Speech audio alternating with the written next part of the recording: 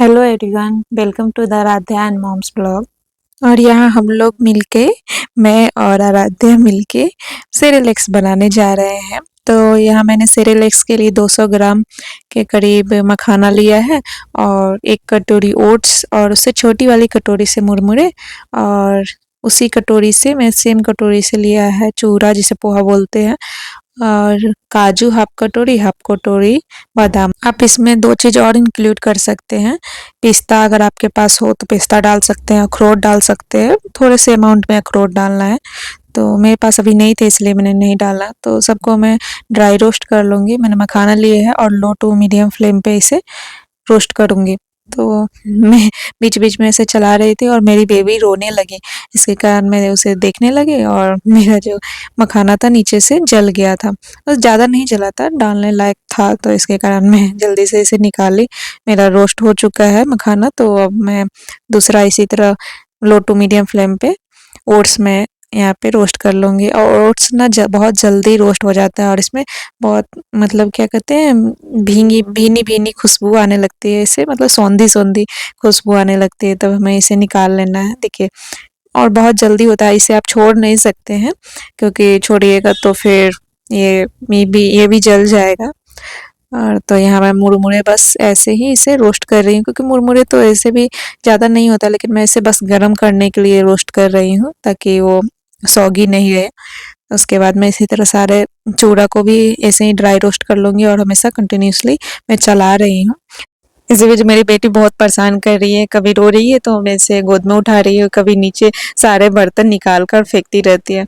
अब मैं यहाँ पे अकेली हूँ, आप किसी के साथ रहो तो बेबी का ख्याल कोई रखता है। अब तो यहाँ पे मुझे इसके साथ ही सब काम देखना होता है। तो ये पूरा किचन जब तक मैं काम कर रही होती, कभी रोने लगेगी, कभी पूरा बर्तन निकाल देगी मेरे। तो ऐसे ही करते करते मेरा काम हो जाता है।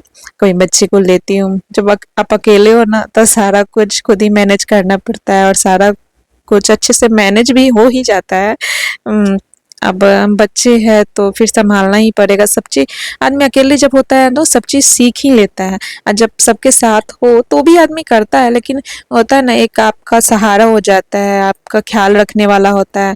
अब बच्चे को तो ख्याल रख लेते हो, लेकिन आपका ख्याल कौन रखेगा? तो यह सब कुछ खुद ही मैनेज करना होता है। सब हो ही जाता है, ऐसा बात नहीं है, लेकिन हाँ, कभी-कभी आदमी परेशान भी हो जाता है।